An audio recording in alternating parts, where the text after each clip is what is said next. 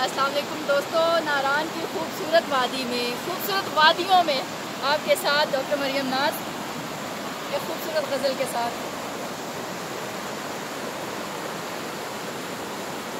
तू क्या जाने तेरी आस में राहें तकते तकते, तू क्या जाने तेरी आस में राहें तकते तकते सूख गए दहलीज पे रखे फूलों के गुलदस्ते।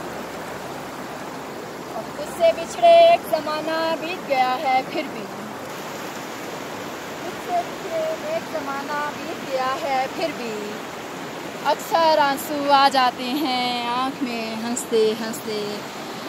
और शेर देखिएगा कि कौन सी राहत हमने पाई, कौन सी राहत हमने पाई एक दूजे को खोकर, कौन सी राहत हमने पाई एक दूजे को खोकर, कौन सा हश्र बपा हो जाता मिलजुल कर जो बसते। और मोड़ गली का मुड़कर तुमने एक नज़र नहीं देखा, मोड़ गली का मुड़कर तुमने एक नज़र नहीं देखा। कब हम इतने आम हुए थे, कब थे इतने सस्ते।